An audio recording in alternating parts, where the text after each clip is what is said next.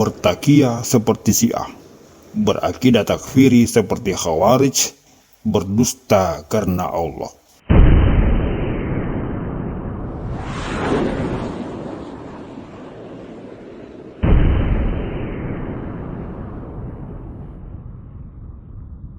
Assalamualaikum warahmatullahi wabarakatuh. Selamat berjumpa para sahabat Hairil Anas TV di mana saja Anda berada. Puji syukur kepada Allah Subhanahu wa Ta'ala atas segala nikmat, karunia, hidayah dan taufik yang diberikan kepada kita semua. Selawat dan salam kepada Rasulullah Shallallahu Alaihi Wasallam, Khatamul Anbiya, manusia mulia yang menjadi suri teladan kita dalam bermuamalah dan beribadah.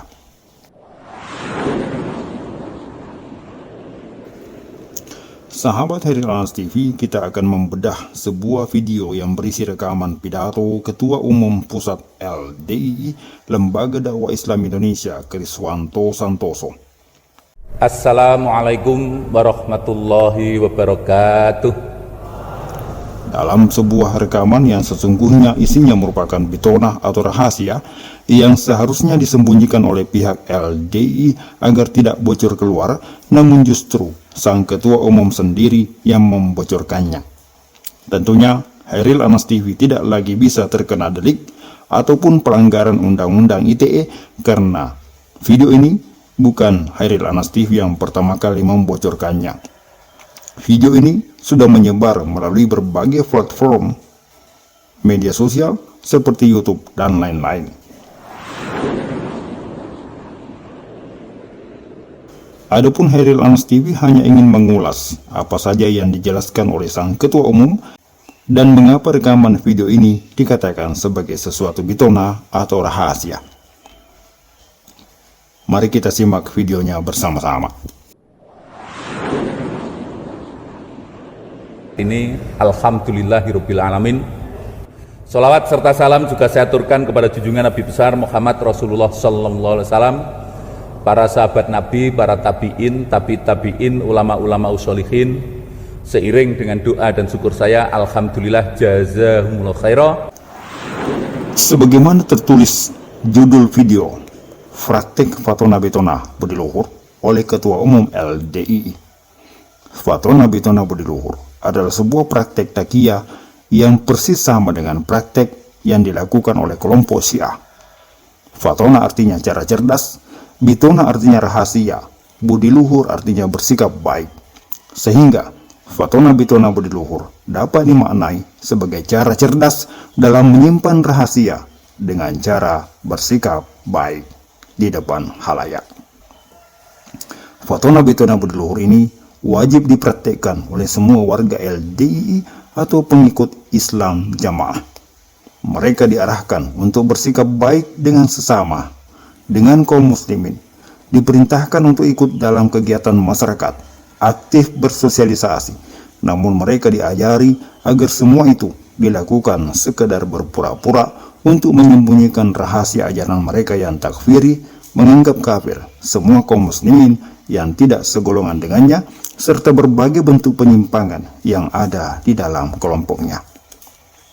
Mari kita simak lebih lanjut. Juga saudara-saudara sekalian masih bisa mengikuti, bisa mentaati segala aturan yang diterapkan di dalam camping Cai ini.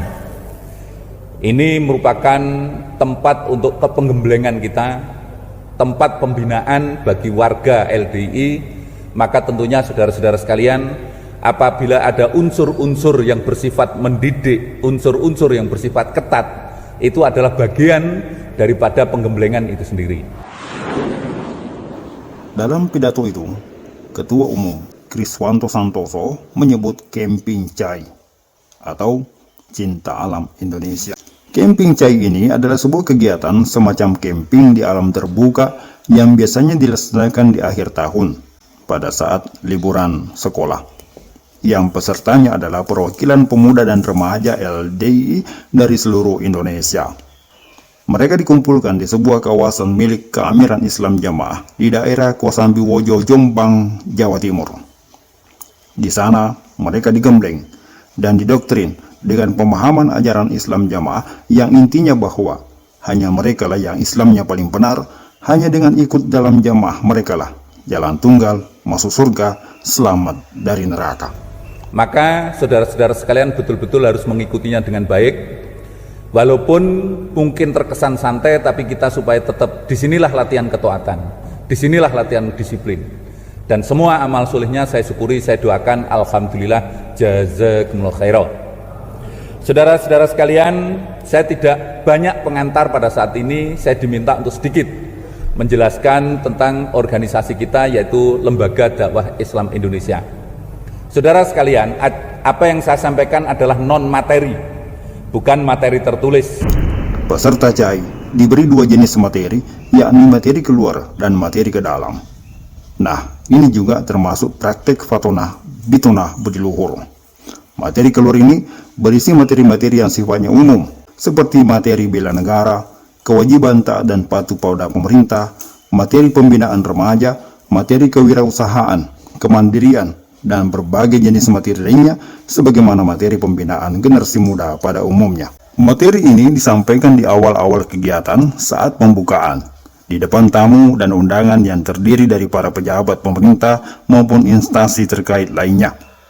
Setelah acara pembukaan selesai dan para tamu serta undangan telah meninggalkan lokasi tempat acara, maka disampaikanlah materi ke dalam yang isinya berupa program cuci otak kepada generasi penerus yang terdiri dari para pemuda dan remaja LDI, bahwa hanya mereka lah yang benar, hanya dengan mengikuti ajaran keamiran Islam Jamaah saja yang menjadi jalan tunggal masuk surga, selamat dari neraka. Itu inti materi ke dalam.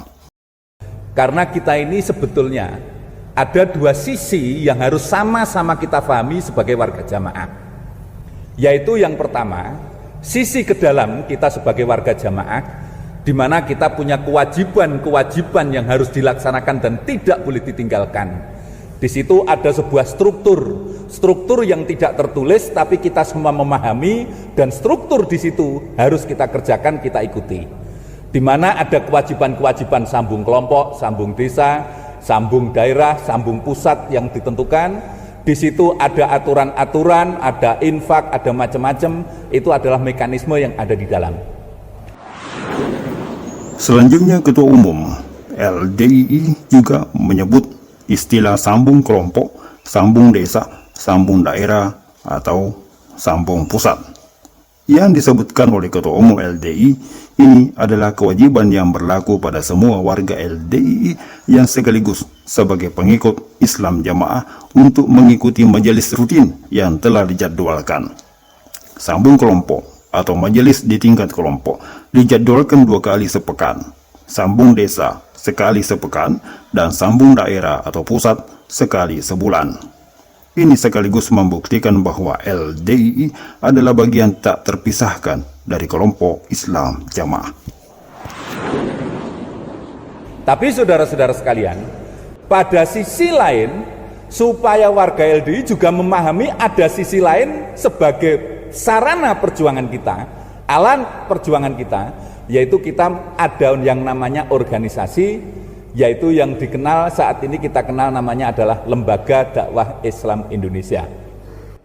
Lembaga Dakwah Islam Indonesia sendiri ini amal solehnya sisinya memang pada sisi yang berbeda. Nah, kenapa ini perlu saya jelaskan saudara-saudara sekalian? Karena saya pernah melakukan survei, walaupun ini masih agak lama saat itu. Survei ini saya lakukan sekitar tahun 2004 kalau nggak salah, cukup lama, yaitu tahun 2004-an saya melakukan survei. Saya mencoba remaja-remaja jamaah, warga-warga kita ini saya survei, saya ingin mengetahui Anda sejauh mana warga jamaah remaja ini mengenal LDII, sejauh mana mengenal tentang mekanisme-mekanisme yang ada di dalam. Bahkan kalau misalkan boleh memilih, Anda lebih senang menjadi pengurus organisasi atau pengurus ke dalam. Ternyata Bapak saudara-saudara sekalian, rata-rata bahkan jauh sebagian besar itu banyak yang tidak mengenal yang namanya pengurus organisasi dan tidak memilih untuk menjadi pengurus organisasi. Karena saudara-saudara sekalian, ya mungkin karena memang situasinya adalah Saya tidak mengatakan ini sebuah kelemahan, tidak. Justru saya melihatnya berarti jamaah ini betul-betul on the track untuk betul-betul tekun mempelajari tentang hakiki tugas pokok daripada jamaah itu sendiri. Kembali sang ketua umum membeberkan identitas LDI sebagai pelindung kelompok Islam Jamaah yang sekaligus menjadi tugas pokok dan fungsinya sebagaimana digariskan oleh Keamiran Islam Jamaah. Sang ketua umum secara gamblang menyebut nama sang amir yang memberikan titah kepada organisasi LDI mengenai tugas-tugasnya secara detail. Walaupun saudara-saudara sekalian, organisasi LDI ini kalau kita melihat dari sisi satu jajarannya, sebagaimana kita ketahui ada DPP yaitu Dewan Pimpinan Pusat, untuk provinsi Dewan Pimpinan Daerah Provinsi, untuk kabupaten kota Dewan Pimpinan Daerah Kabupaten Kota, kemudian ada PC di level kecamatan dan PAC di level kelurahan. Saudara-saudara sekalian, lah apa sebetulnya tugas daripada organisasi? Sebagaimana ijtihad Bapak Imam, kalau dulu sebelum keimaman Pak Haji Sultan Aulia, bahwa tugas organisasi itu 3. Pada zaman Pak Haji Kiai Haji Sultan Abdul Aziz Sultan Aulia, tugas itu ditambah 1 menjadi 4. Ini yang saudara sekalian juga harus mengenali apa tugas organisasi. Menurutnya ada 4 tugas pokok dari organisasi LDI terhadap kelompok Islam Jamaah ini. Yang pertama, menggambuhi pejabat, artinya bergaul dengan baik dengan orang-orang yang dipandang memiliki pengaruh, beraudiensi dengan para pejabat, bersilaturahmi dengan orang-orang yang memiliki pengaruh, menjalin komunikasi dengan pihak-pihak luar, bersilaturahmi dengan orang-orang yang memiliki kedudukan penting di tengah masyarakat, menjalin komunikasi dengan pihak-pihak luar sebagai upaya untuk menciptakan citra yang baik. Yang pertama, tugas daripada organisasi khususnya LD ini adalah yang satu, pertama adalah gambui pejabat. Gambui pejabat dan tokoh-tokoh yang ada di lingkungan strategisnya. Itu digambui. Oleh karena itu, kalau pengurus organisasi sibuk untuk ke sana menghadiri ini, itu memang tugasnya, tapi itu bukan menjadi alasan untuk tidak lancar 5 bab dan sambungnya. 5 bab sambungnya harus tetap. 5 bab adalah inti ajaran dari doktrin ketaatan kepada amir yang isinya ngaji Quran hadis, ngamal Quran hadis, membela Quran hadis, sambung jamaah dan taat amir. Semuanya itu dilakukan sebagai wujud ketaatan kepada sang amir. Ya. Jadi satu, gambui, itu tugas pertamanya. Tugas kedua adalah, yang tugas kedua ini cukup berat, ngatasi gegeran. Ketika terjadi permasalahan-permasalahan terkait dengan kasus atau sesuatu yang terjadi kepada baik itu jamaah maupun kelompok jamaah, baik itu yang menimbulkan itu organisasi ataupun perorangan atau siapapun, dampaknya itu menjadi tugas organisasi untuk mengatasi permasalahan-permasalahan itu. Yang kedua, mengatasi gegeran, artinya tugas utama organisasi LDI ketika kelompok Islam Jamaah ini mendapatkan reaksi negatif dari masyarakat karena timbulnya keresahan dan penolakan. Maka organisasi hadir untuk meredam keresahan-keresahan dan konflik-konflik yang terjadi antara masyarakat dan Islam Jamaah. Yang ketiga tugasnya adalah menjadi baju jamaah, menutupi jamaah, dalam tanda kutip adalah fatonah, menutupi bitonah di dalam jamaah. Menjadi baju jamaah, nutupi jamaah. Itu tugas ketiga. Dan yang ketiga, menutupi jamaah, maksudnya menutupi segala rahasia ajaran menyimpang yang ada di dalam kelompok Islam Jamaah. Ini semakin memperkuat fakta bahwa di dalam kelompok Islam Jamaah ini memang benar terdapat banyak ajaran menyimpang dari syariat, menyelisihi sunnah. Sebab seandainya tidak, maka tentu tidak perlu ditutup-tutupi. Andai kata ajaran Islam Jamaah benar dan sesuai dengan syariat, maka seharusnya ajaran itu didakwahkan dan disebarluaskan. Sebagaimana perintah agama, menyebarkan kebaikan, menyampaikan dakwah. Apa yang dilakukan oleh LDI melindungi dan menutupi kelompok yang mengajarkan penyimpangan itu jelas-jelas menyalahi mekanisme dari berbagai lini, menyalahi mekanisme kebenaran, serta menyalahi tugasnya sebagai lembaga dakwah Islam Indonesia yang seharusnya mendakwahkan ajaran Islam, namun justru yang dilakukannya adalah menutupi dan menjadi pelindung kelompok yang mengajarkan penyimpangan ajaran Islam. Lah, adapun tugas yang keempat adalah membantu keimaman. Namanya membantu itu tidak ngerusui, harus seiring, karena membantu namanya. Membantu keimaman ngeramut jamaah. Ini yang terakhir ini merupakan tugas tambahan yang diberikan oleh keimaman yang sekarang. Jadi supaya pengurus organisasi tidak hanya keluar saja, tapi juga punya kewajiban untuk membantu keimaman. Tujuannya supaya komunikasi juga lancar, ada seiring dengan tugas-tugas keimaman, sehingga segala sesuatunya bisa berjalan seiring. Diharapkan di sini mekanisme musyawarah bisa jalan, segala sesuatunya jalan, maka kemudian organisasi ini bisa berjalan dengan baik, jamaah juga berjalan baik, tidak ada benturan antara keimaman dan organisasi, antara jamaah dengan organisasi tidak terjadi benturan. Dan tugas yang keempat, membantu keimaman. Keimaman yang dimaksud adalah keamiran Islam Jamaah yang kini berada di bawah kendali Amir Abdul Aziz Sultan Aulia. Itu 4 tugas pokoknya. Lah, saudara-saudara sekalian, karena 4 tugas pokok inilah maka dikatakan organisasi harus punya syarat untuk bisa menjadi betul-betul orang yang mumpuni untuk menjadi orang organisasi. Yang sering kita dengar, pengurus organisasi itu harus mempunyai kefahaman double. Ini yang paling sering kita dengar. Kefahaman double yang dimaksudkan oleh Ketua Umum Kriswanto Santoso artinya paham tata cara bersikap di luar, yakni berpura-pura baik, berpura-pura sama dengan kaum muslimin, berlagak-lagak sebagai pengurus, tetapi dalam jiwanya harus memahami diri bahwa dirinya adalah pengikut keamiran yang harus tunduk dan patuh kepada perintah sang amir. Ketika berada di luar, pengurus organisasi harus berpura-pura sama dengan kaum muslimin pada umumnya. Namun ketika berada di dalam, dia harus merasa sebagai kelompok yang paling Islam, paling benar, dan yang lain kafir semua. Kenapa dia punya kefahaman double? Karena tugas di mana dia sebagai seorang jamaah.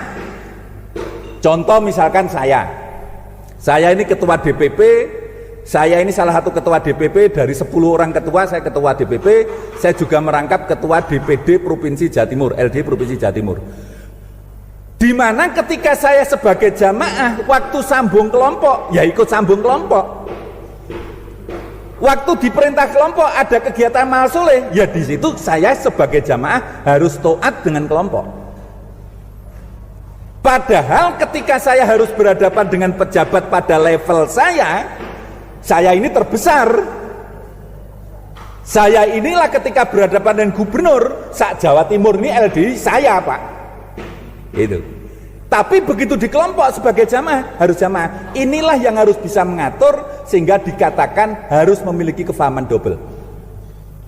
Maka saudara-saudara sekalian, pernah disampaikan di dalam materi CAI beberapa waktu yang lalu, maka kader organisasi itu rekrutmennya harus satu syarat untuk menjadi pengurus organisasi yang baik, ya. Kalau kita masih punya sebuah pilihan, paling tidak di antara kelompok di situ itu pengurus organisasi yang diambil, syarat pertama itu harus paham. Kaitannya dengan kefahaman double tadi.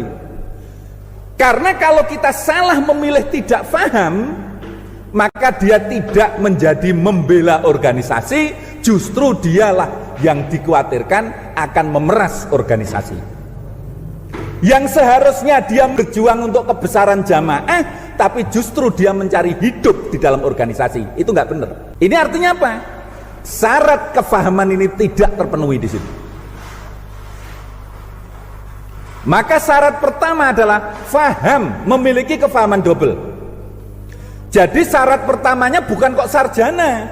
Wah, di sini ada nih, kita ini sudah S1, S2, S3 ada di tempat saya. Bukan itu persyaratannya. Yang pertama syaratnya itu adalah faham. Maka dengan kefahaman itu harapan kita dia pada rel sesuai dengan petunjuk, sehingga adanya adil dan taat bisa berjalan, mekanisme organisasi keimaman berjalan, dan akhirnya jamaah tetap dibawa pada rel, pada kondisi di mana semuanya itu muaranya adalah kepada kendali keimaman. Syarat yang kedua untuk rekrutmen menjadi seorang pengurus organisasi adalah setelah paham, berani. Karena yang dihadapi mengingat tugas tadi. Saudara sekalian tahu tugasnya tadi gambui, ya kan, ngatasi gegeran. Lo ngatasi gegeran kalau orangnya nggak berani malah mungkin. Nutupi bitonah. Yang keempat membantu jamaah. Harus berani. Karena orang pinternya seperti apapun, ketika dia takut, nyun sewu, jadi bodoh. Profesor misalkan, orang ahli, seorang terkenal di internasional, orang yang sangat presentasinya luar biasa, begitu pulang di getak karo mbok nome wedi mengkeret, ya jadi bodoh. Karena orang yang takut menurut data psikologis 50% memorinya itu adalah hilang, terserap oleh rasa takutnya. Yang keluar itu adalah engko gek, nanti kok begini, khawatir begini. Akhirnya angan-angannya lah yang menonjol karena rasa takut itu. Semua syarat yang disebutkan oleh sang ketua umum ini menjadi penentu seseorang untuk dijadikan sebagai pengurus LDII. Kefahaman double, meluangkan waktu, dan memiliki sikap berani adalah syarat yang harus dimiliki oleh setiap persona pengurus organisasi, karena yang mereka akan lindungi adalah sebuah kelompok yang jelas menyimpang. Sang ketua umum sangat paham posisi dirinya bersama jajarannya yang tentu akan menuai banyak sorotan dari kaum muslimin, dari khalayak umum, dari para ulama dan pemerintah. Sehingga dibutuhkan personil-personil yang paham tentang kedudukannya sebagai pengikut amir yang wajib taat, harus mampu meluangkan waktunya untuk membela sang amir, dan tentu saja harus memiliki keberanian tingkat tinggi. Melalui penggembelengan CAI dan berbagai program kegiatan lainnya, generasi muda LDII digembleng dan didoktrin bahwa yang mereka bela adalah kebenaran, yang kalaupun mati di dalamnya, hukumnya mati syahid. Maka mereka pun benar-benar menjadi generasi yang militan, rela berkorban jiwa raga membela keamiran Islam Jamaah meski mereka tidak digaji. Bahkan tidak jarang ketika mereka tersangkut masalah hukum, keamiran Islam Jamaah berlepas tangan. Organisasi yang katanya memiliki hubungan baik dengan berbagai pihak di luar sana, saat ada anggota organisasinya tersangkut masalah hukum, juga ikut berlepas tangan. Dikatakan itu hanya oknum yang mengaku-ngaku sebagai pengurus LDII, atau dikatakan bahwa yang bersangkutan memang pernah aktif sebagai warga LDII namun sudah dikeluarkan. Akhirnya stres dan lalu berbuat onar mengatasnamakan LDII. Dan banyak lagi alasan lainnya yang sudah sangat lazim terjadi ketika salah seorang dari pengikut mereka tersangkut masalah hukum. Dan itu sangat mudah mereka lakukan karena di kalangan LDII tidak ada istilah kartu tanda anggota LDII. Kaderisasi hanya dilakukan berdasarkan doktrin dan penggemblengan semata. Namun keanggotaan dan kepengurusan dari organisasi ini tidak dilengkapi dengan KTA dan atribut pelengkap lainnya. Juga tidak ada SK pengangkatan. Semua hanya atas dasar amal soleh, kerja sukarela dengan iming-iming pahala surga. Sehingga sangat mudah bagi seseorang untuk dikeluarkan dan tidak dianggap sebagai anggota lagi. Inilah praktik fatwa bituna berluhur dalam LDII, organisasi yang dibentuk untuk menutupi ajaran menyimpang yang berlangsung dalam keimaman Islam Jamaah sejak tahun 1941. Kelompok yang menyimpang ini sesungguhnya telah dibubarkan dan dibekukan oleh Kejaksaan Agung Republik Indonesia di tahun 1971, namun berkat praktek Fatwa Nabi luhur sehingga ajaran atau kelompok Islam Jamaah ini kembali berkamuflase dalam sebuah organisasi yang bernama Lembaga Dakwah Islam Indonesia. Praktek Fatwa Nabi luhur adalah sebuah strategi yang dilancarkan untuk menipu banyak orang, sebagaimana diungkapkan sendiri oleh sang ketua umum. Kalau kefahaman dan keberanian ini digabungkan, maka ini menjadi sebuah kekuatan.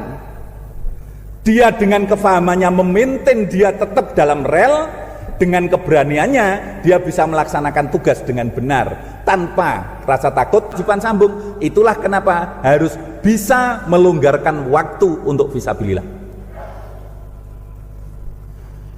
Kalau tidak longgar ya dilonggar-longgarkan. Nah, oleh karena itu saudara sekalian, itu menjadi persyaratan. Adapun setelah 3 persyaratan itu kemudian dilakukan, adanya yang namanya punya titel, punya embel-embel, itu baik. Tapi 3 pokok inilah yang harus terpenuhi untuk menjadi persyaratan seorang kader organisasi untuk beramal soleh di organisasi. Menurut Kriswanto Santoso, organisasinya sesungguhnya hanyalah baju yang tidak memiliki massa maupun dana. Massa maupun dana adalah milik keimaman Islam Jamaah. Bahkan dirinya sebagai ketua umum tidak memiliki kewenangan sedikit pun di dalam mengelola dana maupun menggerakkan massa. Semua itu ada di bawah kendali sang amir. Dirinya sebagai ketua organisasi semata-mata hanya sebagai topeng yang bertugas berhadapan dengan pihak luar untuk menutupi wajah asli dari kelompok Islam Jamaah yang menyimpang dari syariat. Untuk menutupi wajah asli dari Islam Jamaah yang sesungguhnya, kelompok yang mengajarkan akidah takfiri, pemahaman yang menyimpang dari syariat, amalan-amalan yang menyelisihi sunnah, dan apabila ketahuan bisa menimbulkan keresahan di tengah umat. Maka untuk itulah LDII hadir dan dibentuk oleh Keamiran Islam Jamaah dan dikendalikan dengan tujuan menutupi semua penyimpangan yang berpotensi memicu keresahan itu. Keresahan yang muncul di tengah umat itu akan menyebabkan terungkapnya semua bentuk penyimpangan yang ada di dalam Islam Jamaah, baik penyimpangan ajaran maupun penyimpangan anggaran. Adalah dalam kendali keimaman. Kesimpulannya sekarang saya tanyakan, organisasi di atas keimaman atau di bawah keimaman? Di bawah, alhamdulillah, jazakumullah khairan. Tapi jangan diutarakan keluar. Itu strategi ke dalamnya. Strategi ke dalamnya adalah kita ini di bawah keimaman, dalam kendali keimaman. Organisasi tidak punya massa, tidak punya uang, semua hasil musyawarah. Tapi kita di dalam jamaah tinggal mekanisme musyawarah, ngajukan keimaman, prosedur diikuti, jalan. Menurut saya inilah sebuah kelebihan. Oleh karena itu saudara-saudara sekalian, kita harus tahu positioning dari organisasi itu, yaitu sekali lagi saya simpulkan di bawah keimaman. Tapi keluar kita harus merasa menjadi orang nomor 1. Harus begitu. Inilah kenapa harus memiliki kefahaman double. Dengan demikian saudara sekalian, maka seluruh kader pengurus-pengurus organisasi ini supaya betul-betul memahami frame-nya ini. Nah, untuk melancarkan semua kegiatan ini, semuanya harus sinkron dengan ijtihad keimaman. Bukan kok keimaman dipaksa untuk mensinkronkan dengan organisasi, tapi kita melalui sebuah mekanisme musyawarah bagaimana bisa matching antara kepentingan-kepentingan ke dalam oleh keimaman dan bagaimana strategi keluar untuk kepentingan jamaah. Untuk diketahui, kelompok Islam Jamaah tidak hanya melakukan penyimpangan ajaran Islam, tetapi mereka juga melakukan penyimpangan dana jamaah. Menyimpang dari cara pengumpulannya, menyimpang pula dari cara pengelolaan dana serta penggunaannya. Pengumpulan dana dari jamaah melalui apa yang mereka sebut sebagai infak persepuluhan inilah yang diperjuangkan oleh Keamiran Islam Jamaah sejak dulu-dulu. Sungguh luar biasa, mereka menyalahgunakan ayat-ayat Allah dalam menghisap kekayaan pengikutnya. guna memperkaya diri dan keluarganya, mengiming-imingi pengikutnya dengan surga, sehingga pengikutnya memiliki loyalitas yang tinggi, jiwa militansi yang kuat dalam membela amirnya, yang sesungguhnya tanpa mereka sadari telah dihisap dan diperas. Na'udzubillahi min zalik. Semoga kita diselamatkan dari kelompok yang menyimpang ini, dan semoga yang masih terjebak di sana bisa segera sadar, tobat sebelum terlambat. Sekian ulasan. Jazakumullahu khair. Barakallahu fikum. Assalamualaikum warahmatullahi wabarakatuh.